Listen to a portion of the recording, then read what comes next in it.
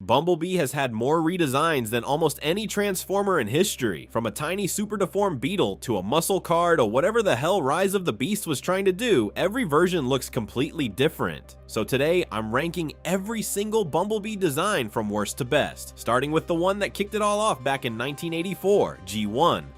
The mold that became Bumblebee originated from Takara's Micro-Change line in Japan, released in 1983. It was a small Volkswagen Beetle, and when Hasbro brought it stateside in 1984, they slapped the Bumblebee name on it, classified him as an Autobot mini vehicle, and the rest is history. Here's the thing though, this toy is ugly. I don't know what to tell you. The proportions are completely super deformed. This stubby little body that barely resembles a beetle, and a robot mode that looks like someone described a car to a sculptor over a bad phone connection. The cartoon wasn't much better. The animated version basically turned him into a yellow blob with wheels. But that's exactly why he's at the bottom of this list. G1 Bumblebee is historically essential. This is where the small, humble scout identity was born. Without this mold, none of the designs that follow exist. He just happens to look like a bath toy that got left in the sun too long. But if you think the design language couldn't get any more basic, wait until you see what 2006 tried to do with it. Classics.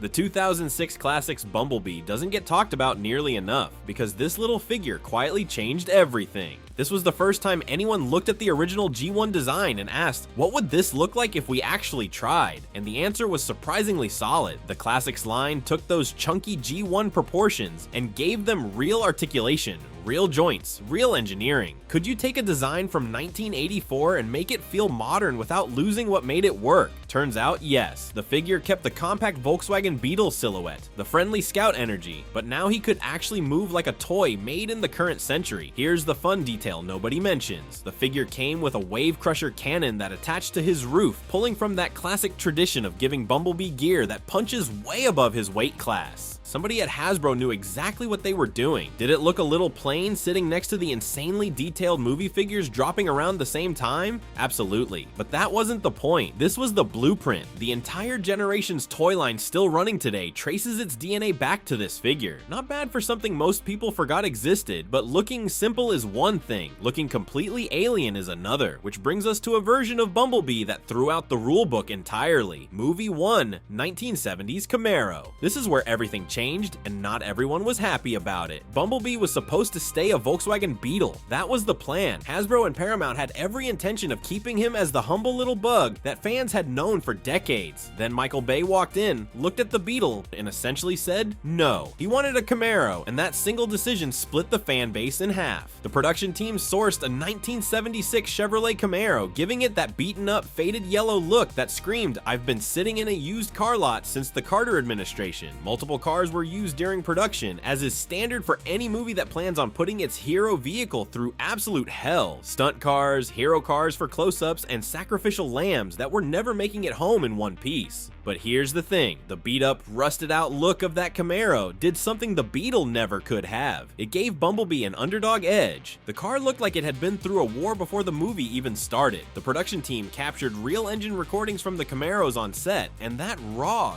mechanical growl became Bumblebee's signature voice before he ever spoke a word. Not a synthetic sound effect, an actual physical rumble from an actual physical car. Fans still argue about whether the Camaro swap gave Bumblebee cool factor or stripped away his identity as a small, scrappy scout. Both sides have a point, but love it or hate it, this is the design that turned Bumblebee into a household name. And the next version cranked that Camaro identity up to something almost unrecognizable. Movie 1, 2007 concept.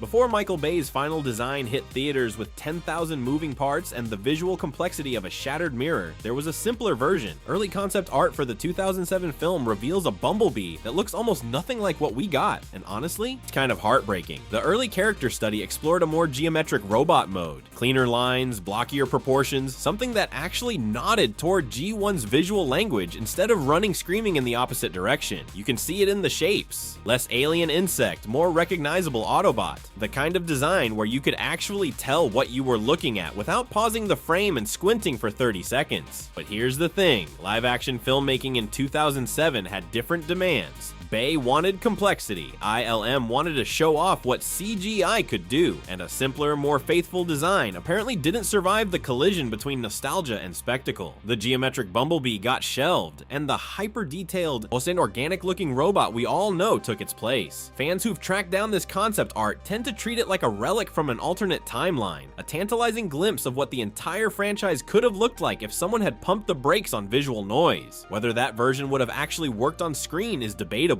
but as a ghost of a road not taken, it stings a little. Still, at least concept art Bumblebee got to stay dignified in obscurity. The version that actually made it to theaters? That one had to survive 6 movies of increasingly questionable design choices, animated. This is the version of Bumblebee where the design is actually doing something. Every single visual choice communicates personality before the character even opens his mouth. The alt mode is a small yellow compact car with a single red flasher light on top, which is already perfect. Not a muscle car, not a sports car, a practical little compact that looks like it's trying really hard, and that's exactly the point. In robot mode, he's got this scrappy undersized build with a genuine smile molded into his face. The proportions are deliberately small and youthful so that when he's standing next to Bulkhead or Ratchet, he looks like the kid brother who snuck into the mission briefing, and that's not an accident. The designers built his entire personality into the silhouette. He's the youngest, yellowest, and most energetic Autobot on the team, a hyperactive wisecracker who's absolutely convinced he's the fastest thing on 4 wheels. The design tells you all of that before he says a single word. Here's the thing, compare this to the Bayverse designs, which prioritize looking cool over feeling like an actual character. Animated Bumblebee trades all that surface level edge for warmth and expressiveness. The compact alt mode brings back the small and nimble scout archetype but updates it for a modern audience. It's not trying to sell you a Chevrolet, it's trying to make you care about a robot. And honestly, it works. But caring about a robot gets a lot harder when that robot can't even talk to you. Prime Bumblebee in Transformers. Prime is what happens when a franchise decides its mascot deserves an actual character arc. This isn't the hyperactive kid brother from Animated or the silent muscle car from the Bayverse. This is a war veteran with emotional depth, and the design reflects that completely. Here's the thing, in Prime, Sir Bumblebee gets elevated to a core member of a tight 5 Autobot team alongside Arcee, Bulkhead, Ratchet, and Optimus. He's not the comic relief anymore. He's one of the central characters the entire show revolves around, and the sleeker, more angular design sells that upgrade instantly. The proportions are tighter, the lines are sharper, and there's a maturity to the silhouette that previous versions never had. He's also lost his voice box to Megatron. That's not a throwaway detail. That's the show telling you this version of Bumblebee has earned his place through sacrifice, not just because he's yellow and marketable. His bond with his human partner Raph reinforces this. It's not the goofy buddy comedy dynamic. It's protective, quiet, genuine. Now, whether this works depends on what you think Bumblebee should be. I mean, the scrappy little scout always punching above his weight class? That identity gets diluted here. Prime's Bumblebee is capable, competent, almost too polished. Some fans argue that's exactly the problem, that you sand off the rough edges and lose what made him endearing in the first place. But the results speak for themselves. This version was successful enough that Bumblebee became the protagonist of the entire follow-up series Robots in Disguise. That doesn't happen to characters who aren't connecting with audiences. Still, looking cool and being beloved aren't the same as being visually iconic, and the next design on this list proves that distinction better than anything else. Age of Extinction High Octane.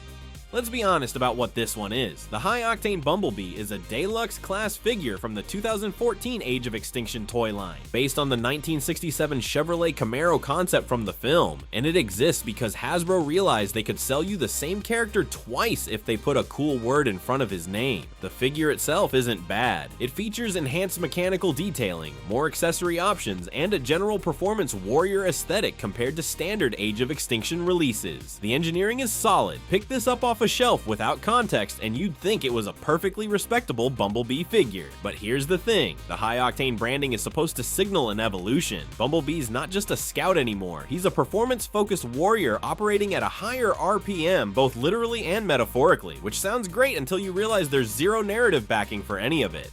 Nothing in Age of Extinction earns this distinction. No scene where Bumblebee unlocks a new form or gets a power upgrade that justifies a separate product SKU. It's character development invented by by a marketing department, and this is where the collector community splits. Half see meaningful design evolution, a visual record of Bumblebee's growing role in the franchise. The other half see product segmentation, plain and simple, a new paint job and some extra accessories repackaged as progression. I don't know what to tell you, they're both right. This tells us more about how Hasbro sells Bumblebee than about who Bumblebee actually is, which is, you know, not ideal. But if you think toy line identity crisis is confusing, wait until you see what the concept artists were actually drawing behind the scenes. Age of Extinction concept. This one comes with a disclaimer. The research on Age of Extinction's pre-production concept art is genuinely thin. Scattered images on DeviantArt and fan archives, but detailed artist commentary? Basically non-existent. So we're working with what we've got. Here's what we do know. Before the final Bumblebee design locked in for Age of Extinction, the concept phase explored something noticeably different. Early sketches leaned into organic flowing shapes, softer curves, less mechanical aggression, something that looked like it had a personality beyond "I will punch you through a building." Which is interesting, because by 2014, the Bayverse was deep into its escalation era. Every sequel pushed designs harder, sharper, angrier, and has more panels, more edges, more visual noise. The concept art shows the exact moment before that instinct fully took over, and if this sounds familiar, it should. We talked about the 2007 concept art earlier, and this is the same story playing out again. Designers explore something with more character, more warmth, and the final product goes full tactical nightmare. The difference is that by Age of Extinction, the franchise had committed to that direction so hard there was zero chance of pulling back. What's worth noting is that elements from these early sketches echo in smoother toy variants and third-party interpretations that borrowed that softer aesthetic before the mainline design buried it under angular armor plating. Wendy fans who dig through concept art archives consistently point to these rejected designs as having more soul than what ended up on screen. Which, at this point in the Bayverse, is not exactly a controversial opinion, but if you think the Bayverse design philosophy peaked here, wait until you see what they did to Bumblebee by the last night. The last night. Every single Bayverse movie made Bumblebee's Camaro angrier, more vents, more scoops, more "I will destroy you in a parking lot" energy. And the last night is where that philosophy hit its absolute ceiling. The 2016 Camaro kept the same yellow paint job, because if there's one thing this franchise respects, it's color continuity. But everything else got cranked to 11, side skirts along the lower body, air channels carved into the flanks. The hood got a full redesign with more aggressive lines, and the side vents above the wheels were reshaped to look like the car was actively breathing. Then there's the rear wing, not a subtle lip spoiler. A full, prominent, "I am going 200 miles per hour even while parked" wing that no previous Bayverse Camaro had. Here's the thing, this is either the peak of Bumblebee's vehicle design or the moment it tipped into absurdity, because at some point you stop looking at a muscle car and start looking at something a 14-year-old designed in a Need for Speed garage. Every modification serves the same purpose. Look faster, meaner, more weaponized. The side skirts give it a lower stance. The air channels suggest functional cooling. The wing implies downforce. It's automotive theater, but stack all of those additions on top of each other across 5 movies, and you get a car that's trying so hard to be intimidating it almost loops back around to being silly. It's the design equivalent of a guy wearing 3 watches. Still, as the final Bayverse Camaro, there's something satisfying about how far it came from that beat-up 1977 Rust Bucket. This is what happens when you let a design evolve with zero restraint for a decade. Whether that's a compliment or a criticism depends entirely on your tolerance for hood vents. But if the Bayverse spent 5 movies making Bumblebee louder, the next design did the exact opposite. Bumblebee Movie Cybertronian.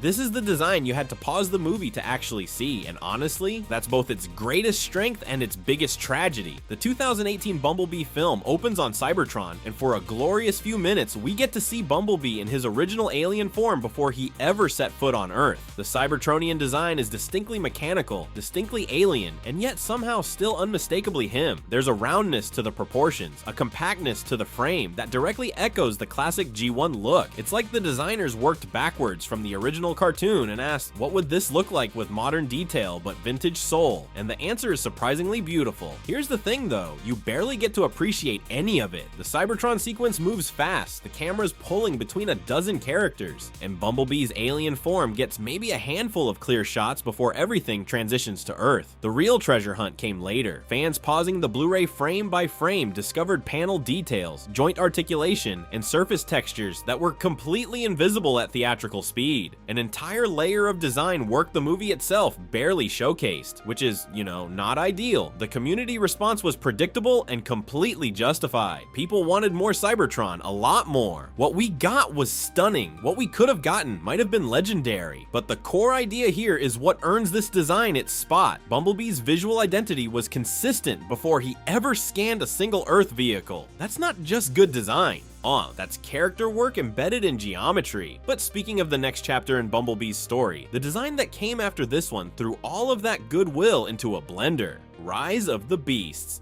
This is the one that started arguments. Real, genuine, I'm not watching this movie arguments. Because after the 2018 Bumblebee film lovingly restored the character to his Volkswagen Beetle roots, after Travis Knight spent an entire movie proving that the Beetle was the soul of the character, Rise of the Beasts looked at all of that and said, nah, Camaro again, and fans lost their minds, rightfully so. The off-road Camaro variant itself isn't ugly. Let's be fair, the rugged modifications, the lifted suspension, the terrain-ready aesthetic, it all fits the adventure tone of the film. You're trekking through Peru, dealing with ancient Maximals and planet-eating gods. A little yellow Beetle probably doesn't scream jungle expedition vehicle, so on a purely practical level, the design makes sense. But here's the thing, nobody cared about practical. The 2018 film didn't just change Bumblebee's alt mode, it changed how people felt about the character. That Beetle represented a return to identity, a rejection of the Bay versus everything must be a muscle car philosophy. It was a statement, and then 2 films later, that statement got crumpled up and thrown in the trash. Director Stephen Caple Jr. clearly had a different vision, and the off-road modifications do give this Bumblebee a personality distinct from any previous Camaro iteration. It's not a copy-paste of the Bay designs, but context is exactly the problem. You can't give an audience their childhood back and then yank it away. That's not a design choice, that's an emotional betrayal, and whether you think the off-road look is cool or not, it provoked a reaction stronger than almost any other design on this list, which is exactly why it ranks this high. Not because it's the best looking, because it's the most felt. But if controversy earns a spot near the top, wait until you see which design claimed the #1 position. Bumblebee Movie,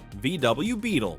This is the one. This is the design that every single ranking on this list has been building toward, and it's not even close. When director Travis Knight signed on to helm the 2018 Bumblebee solo film, he made one decision that changed everything. He threw out the Camaro completely. No hesitation. Knight understood something that 4 previous films had ignored. Bumblebee is a scout. He's warm, he's caring, he's small, and the car that communicates all of that isn't a roaring American muscle machine. It's a Volkswagen Beetle, a humble, rounded, friendly little car that looks like it might apologize if it bumped into you in a parking lot. The film establishes the vehicle as a 1967 Beetle, which is a lovely detail. In reality, production used multiple Beetles from various model years and dressed them all up to pass as 1967s, because finding enough pristine 1967 Beetles that you can also crash into things turns out to be logistically difficult, which is, fair enough. But here's what makes this design transcend every other entry on this list. It's not just a vehicle choice, it's a philosophical statement. So we're setting the film in 1987 wraps the entire character in this layer of nostalgic warmth that a modern Camaro could never achieve. The Beetle sitting in a garage covered in dust, waiting for someone to care about it. That is Bumblebee. That's his entire identity distilled into a single image. Travis Knight didn't just pick a car, he picked the right car for the right reasons, and every frame of the movie proves it. Fan reception was overwhelming. After a decade of increasingly aggressive Camaro redesigns, watching Bumblebee roll on screen as a Beetle again felt like a full circle moment back to G1 canon. People weren't just happy, they were relieved. The character they grew up with was finally back. And that's the thing about design. You can add spoilers, racing stripes, off-road kits, and concept car bodywork. And you can make a character look faster, meaner, more expensive, but sometimes the best design is the one that remembers who the character actually is. A little yellow Beetle with a big heart. That's Bumblebee. It always was. If you enjoyed this video and want to see more, click the video on the screen now.